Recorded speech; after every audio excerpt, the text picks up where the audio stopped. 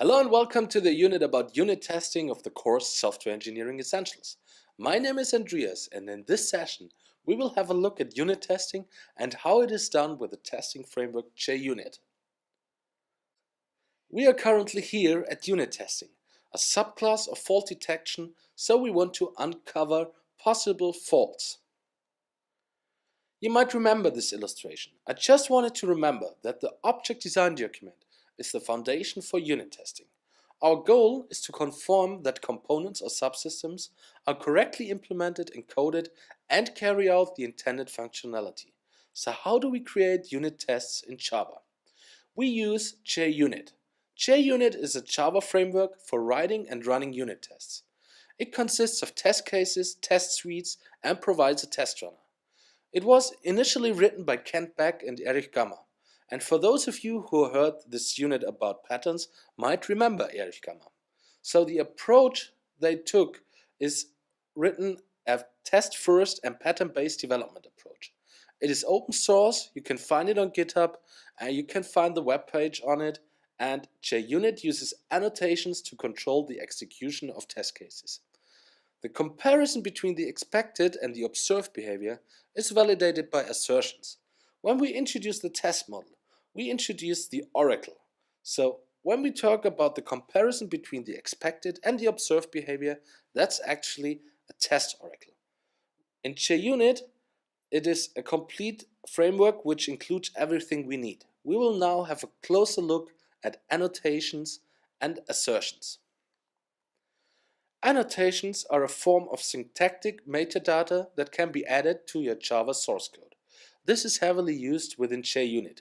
First of all, we have the annotation @test, which identifies a test method, for example, our example test here. Furthermore, we have another annotation where we expect an exception. This test tests if the test method throws the exception. Another example is when we add timeout of 100 milliseconds. So if the test takes longer than 100 milliseconds, it will fail. We have the before annotation, which is invoked before any tests. So we can set up some stuff, or we have the after annotation, where we can do things after running the tests. Furthermore, we have the before class and after class annotation. This is invoked before the execution of all tests or invoked after the executions of all tests. In these methods, you basically do time-intensive activities such as setting up the database or afterwards cleaning up. We will now have a look at assertions in JUnit. We start with the assert true assertion. So we assume that the condition is true. When the condition is true, the test will pass. If the condition is false, the test will fail. Like the first assertion, assert false is working in the same way. Message here for assert true is an optional parameter, so if the test fails, this message is shown as output. The third assertions we have is fail. This always leads to a failure and shows the given message. We have our assert equals assertion, which compares the value of two objects of primitives, so he compares the expected and actual value. So if the expected and actual value are the same, the assertion is true and the test will pass. With assert null and assert not null, we can check whether our object is null or not. Depending on what we expect, we use the assert null or assert not null method. For further details of assertions, have a look at the JUnit assertion documentation.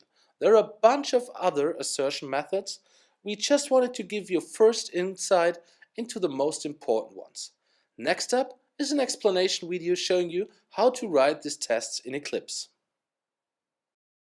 In this explanation video, we will show you how you can create your first JUnit test case in Eclipse for a feature of the university application.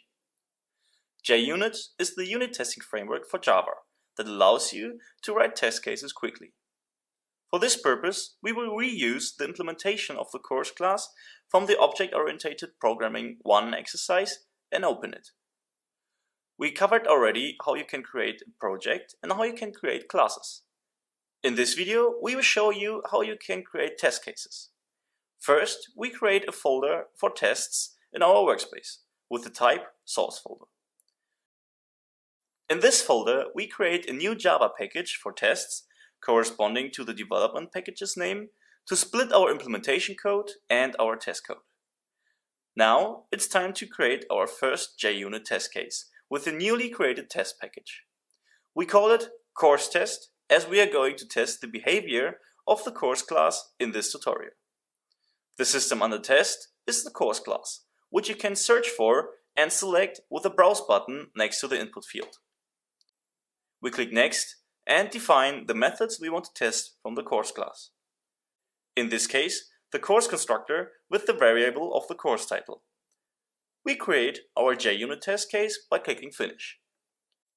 The default implementation created by Eclipse, the test case, is defined to always fail with the error message not yet implemented. We replaced this implementation by our own, which creates a new course using the constructor course with the attribute title.